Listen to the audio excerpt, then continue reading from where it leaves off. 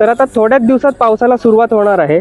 तर वर्षाप्रमाणे जेवढ्या व्हेकल्स ज्या हायवेवरून गेलेल्या असतात तर त्याचं इंजिन ऑइल, गिअर ऑइल, बरंचसं काही ऑइल असतं ते रस्त्यावरती पडलेलं असतं। तर तुम्हाला ही गोष्ट माहीत असेल की ऑइल हे पाण्यावरती तरंगतं।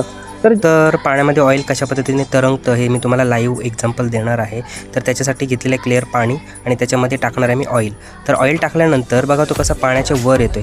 तर जेव्हा वर्षभरात पडलेला जो ऑइल असतो रस्त्यावरती तो पहिला पाऊस पडल्याच्या नंतर हा पूर्ण वर तरंगला जातो आणि आपल्या गाड्या वगैरे चटकण्याचे चान्सेस जास्त असतात आणि अपघात होण्याचे चान्सेस जास्त असतात। तर ह्या व्हिडिओच्या माध्यमातून हेच मला तुम्हाला क्लिअर करायचं आहे की आपण जेव्हा पहिला पाऊस पडतो तेव्हा गाड्यांचा स्पीड तुमचा कमी वेगाने ठेवा, जेणेकरून तुम्ही पडणार नाही आणि मोठी जीवितहानी होणार नाही। हे जे ऑइल वगैरे पडलेलं असतं त्याच्यामुळे आपला जो स्पीड असतो हा माझ्या मते त्यावेळी जेव्हा पहिला पाऊस पडतो त्यावेळी आपला स्पीड हा माझ्या मते 25-30चा असावा।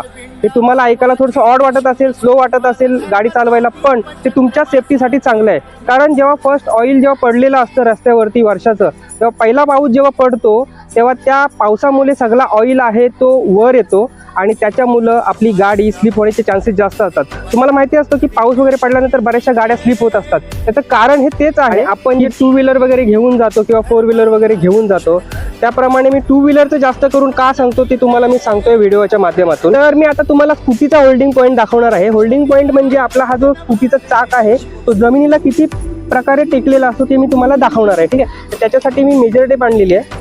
तर ह्याचा होल्डिंग पॉईंट म्हणजे जमिनीला टेकलेला भाग जो आहे चाकाचा कमीत कमी 3 इंचापर्यंत आलेला आहे। म्हणजे 3 इंच पुढे पकडला आणि 3 इंच पाठी पकडला तर कमीत कमी 6 इंचाचा हा होल्डिंग पॉईंट हा जमिनीला म्हणजे रस्त्याला टेकलेला असतो या स्कूटीचा, एवढ्या मोठ्या स्कूटीचा। मग त्याच्यावरती आपला माणूस असतो तो साधारण 60-70 किलोचा असतो, कोणी 80 किलोचा असतो।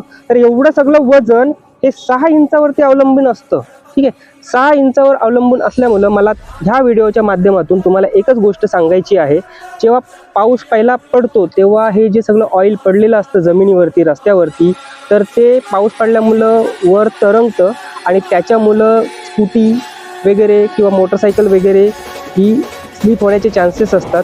स्कूटीचा साधारण 3 इंचाचा होल्डिंग पॉईंट आला आहे, म्हणजे दोन्ही टायरांचं पकडलं तर 6 इंच आलं आहे। तर मोटरसायकल जी असते त्याचा चाक थोडासा मोठा असतो, त्याचा कदाचित 5 इंच वगैरे असा येऊ शकतो एक माझ्या अंदाजाप्रमाणे। आणि दुसरी एक महत्त्वाची गोष्ट म्हणजे तुम्ही जेव्हा चाकामध्ये हवा फिलअप करताय तर त्याच्यामध्ये एक ठराविक हवा ठरलेली असते, म्हणजे कोणाची 35 वगैरे असते, तर त्याच्यात जास्त हवा पण भरू नये। त्यामुळे काय होतं, टायर वगैरे हा टणक होतो, त्याच्यामुळं परत तुमचा हा होल्डिंग पॉईंट डिस्टर्ब होतो, म्हणजे जमिनीला टच होण्याचा पॉईंट हा कमी होतो। मग साधारण ते 2 इंचाला पण येऊ शकतो आणि 2.5 इंचाला पण येऊ शकतो आणि त्याच्यामुळं पण तुमची स्लिप होण्याचे चान्सेस जास्त असतात। तर ही गोष्ट ह्या व्हिडिओच्या माध्यमातून मी सांगत आहे, तर ती तुम्ही लक्षपूर्वक घ्या।